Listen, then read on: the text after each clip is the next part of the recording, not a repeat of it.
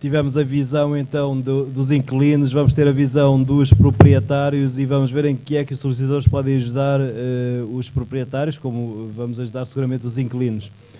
Uma visão seguramente diferente. Passo-me então a palavra ao Dr. António Frias Marques. Não sei se está ligado aqui. Muito bom dia. Agradecemos o amável convite que foi feito à Associação Nacional de Proprietários, ANP, para nos podermos pronunciar acerca da nossa posição perante a reforma legislativa em curso relacionada com o arrendamento urbano, bem como com a criação do Balcão Nacional do Arrendamento, BNA.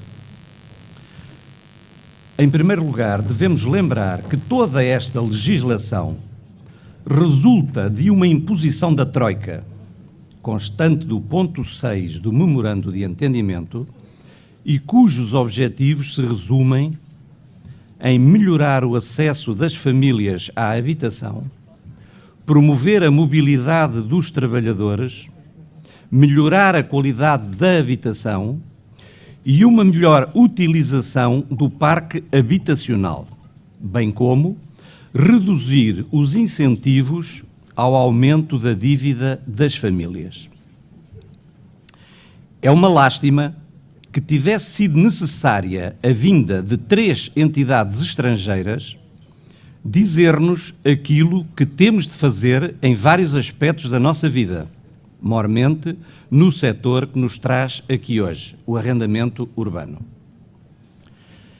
É errado reduzir toda a discussão acerca do arrendamento a uma questão rendística. A renda de casa é apenas um elemento do contrato. Outros fatores bem importantes são de considerar, nomeadamente, o bom uso que se faz da casa, a não degradação do local, a limpeza, a higiene e as boas relações de vizinhança. Constituem um conjunto de comportamentos que decisivamente contribuem para que vivamos num lugar apetecível ou num local de onde só apetece fugir. Mas só uma renda justa e realista pode permitir ao senhorio prover à manutenção e conservação da casa e do prédio. Em última análise, é o inquilino quem paga as obras, mas também só o inquilino e a sua família usufruem da habitação. Não faz qualquer sentido obrigar o proprietário a deslocar fundos de outros rendimentos de que eventualmente disponha para acudir a uma propriedade de que só terceiros estão a usufruir. É isso que se vinha verificando desde há muitos anos, mormente em relação aos contratos celebrados antes de 1990. A partir dessa data, com a publicação do Regime do Arrendamento Urbano, o RAU, passou a ser possível a fixação de um prazo mínimo de 5 anos, renovável, por oposição aos contratos vinculísticos com rendas congeladas. O congelamento das rendas, por si só, não teria provocado a degradação patrimonial a que assistimos. Foi a inflação que destruiu o status daqueles que dependiam de rendimentos fixos, degradando-lhes o estatuto social. Os senhorios viram aumentar as despesas, sem que crescessem os proventos.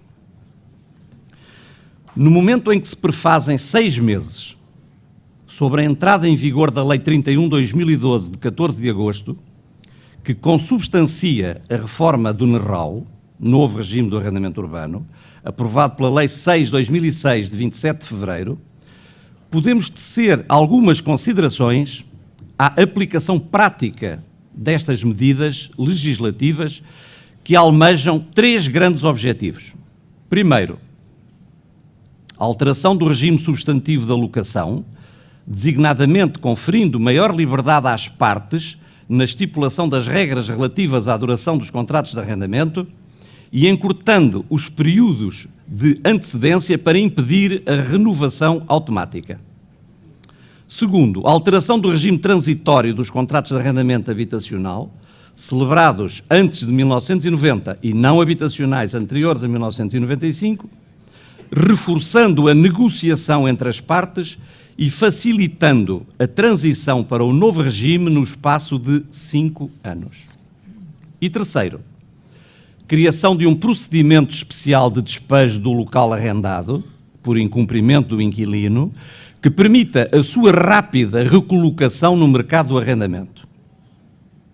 Estas alterações legislativas ao novo regime do arrendamento urbano, NRAU, e ao Código Civil, na parte que ao arrendamento diz respeito, merecem-nos uma reação.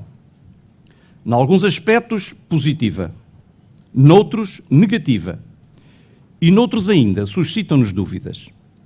Comecemos por analisar os aspectos que julgamos positivos. É sem dúvida positivo que os despejos, maiormente por não pagamento de renda, possam ser requeridos com 2 rendas em atraso, bem como a prestação de caução pelo arrendatário que impugne o despejo.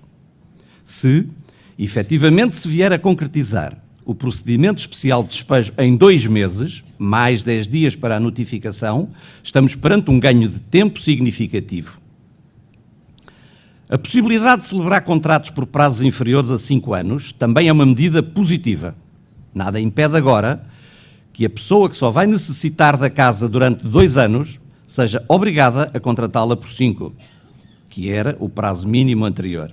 Aliás, com a velocidade a que corre a vida moderna, raras vezes esses contratos de 5 anos chegam ao fim do prazo. Com efeito, não adianta especular-se com a estabilidade do casal ou da família. Essa estabilidade e durabilidade dos casamentos não passa hoje de um dado histórico. Aplaudimos também o encurtamento da antecedência para as comunicações de não renovação automática, pois as notificações para não renovação do contrato também passaram para prazos mais curtos, em média cerca de metade. Positiva é também a obrigatoriedade de todos os contratos serem por escrito e registados. Igualmente, o fim das transmissões a quem tenha casa própria ou arrendada no mesmo concelho, ou limítrofes, no caso do Porto e Lisboa, nos parece uma medida positiva. Do mesmo modo, nos parece positiva a necessidade de a pessoa que vivia com o arrendatário, em união de facto, o fizesse há mais de 2 anos. Anteriormente, bastava que o fizesse um dia antes do decesso, pois não era mencionado o tempo. A fixação da renda em 1/15, o equivalente a 6,66% do valor patrimonial tributário, VPT, é igualmente uma medida positiva. Anteriormente era apenas 1/25, o equivalente a 4%. Habitualmente, a rendibilidade, modesta sim, mas ao mesmo tempo suficientemente atrativa e fixada pelo senso comum, pela tradição e pelo próprio Estado, situa-se em 1,12,5, o equivalente a 8%. Não ignoremos que sobre este rendimento incidem as despesas, o trabalho, as taxas e os impostos.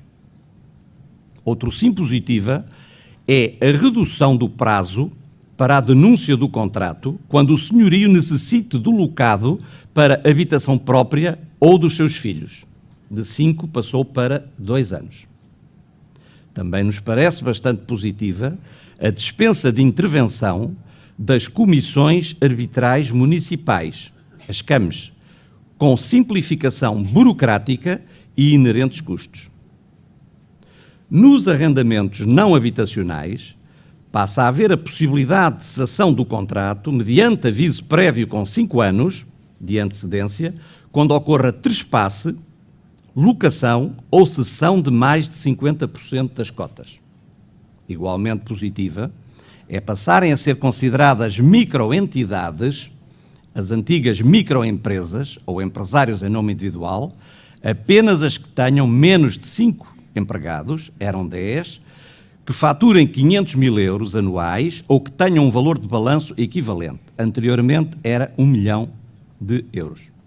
Os valores passaram, portanto, para metade. Falemos agora dos pontos que se nos afiguram negativos. É absurdo fazer um leilão de uma coisa, a casa, que está refém e que só será viável se o inquilino já não precisar dela e a retiver precisamente à espera de uma indemnização. É lamentável que o Estado propicie o surgimento de autênticos caçadores de fortunas que só estavam à espera que o senhorio os notificasse da intenção de passagem do contrato para o NRAU e atualização da renda para, em todo o seu esplendor, fazerem uso das prerrogativas que lhes são concedidas pelo inconcebível artigo 29º do NRAU e denunciarem o contrato, apresentando simultaneamente uma relação das benfeitorias realizadas, cujo montante, em muitos casos, é superior ao total do valor das rendas pagas ao senhorio ao longo de dezenas e dezenas de anos do contrato. No ponto 2 do citado artigo, é definido o direito à compensação, independentemente do estipulado no contrato de arrendamento. E o que tem acontecido nestas situações? Perante a recusa dos proprietários, os inquilinos permanecem no locado a custo zero, alegando o direito de retenção da renda. Nos casos em que há boa-fé de parte a parte, a regra tem sido a fixação da renda em 1/15 do valor patrimonial tributário, salvo no caso de inquilinos com rendimentos mensais inferiores a 5 ordenados mínimos, em que a renda é fixada já não em função do valor da casa, mas, durante os próximos 5 anos, em função dos proventos do arrendatário. Prevê-se que, por morte do inquilino, lhe possa suceder, entre outros, o parceiro sobrevivo de uma união de facto, ou ainda quem com o inquilino vivesse em economia comum. O problema, nestes casos, é o da indefinição da data de início da união e a identificação prévia de quem realmente vive com o inquilino, levantando-se muitas incertezas na definição desta figura jurídica. Para evitar espertezas post-mortem, a comunicação de união de facto deve ser feita ao senhorio pelo próprio arrendatário enquanto vivo. E, finalmente, suscitam-nos dúvidas. Em caso de pagamento de indemnização ao inquilino, este valor deve poder ser dedutível em sede de IRS. Atualmente, não é. Não estamos cá para permanentemente lamentar a ineficácia da máquina da justiça. Estamos cá para, em conjunto com os decisores públicos, resolver os problemas do setor do arrendamento, dinamizando com preços justos e acessíveis, oferecendo um marco de estabilidade entre as partes, senhorios e inquilinos. Não podemos permitir que as rendas não sejam pagas e nada aconteça. Isso é a anarquia. A ANP deposita as maiores esperanças no Balcão Nacional do Arrendamento, plataforma online criada na dependência da Direção-Geral da Administração da Justiça, que tem todas as condições para notificar de forma rápida e eficaz os inquilinos incumpridores, provocando o despejo célere do local que indevidamente ocupam, assim agilizando os despejos por incumprimento do contrato. Em relação ao seu funcionamento, dado só ter sido ativada em 11 de janeiro deste ano, é prematuro emitirmos uma opinião. Os últimos números que nos chegaram, que são dados reportados a 30 de abril, sabemos que entraram 1076 requerimentos na plataforma, cerca de metade através dos sítios e outra metade através do BNA, mas foram recusados cerca de metade, 536. A grande maioria dos que foram recusados foi precisamente por não ter sido cumprida a notificação judicial avulsa do inquilino ou o contacto por advogado ou por solicitador. Foram admitidos 540. Portanto, cerca de metade é recusada, quanto a mim, lamentavelmente, porque não foram cumpridos os formalismos. Entretanto, até ao fim de abril, destes 540 que foram admitidos, foram emitidos 46 títulos de desocupação. Em relação a estes 46 títulos de desocupação, foram interpostas metade, 23 oposições. Portanto, o processo seguiu para tribunal. Agora, o dado curioso é que destes 1076 entrados, dos 540 admitidos, dos 46 emitidos, os despejos efetivados, 0.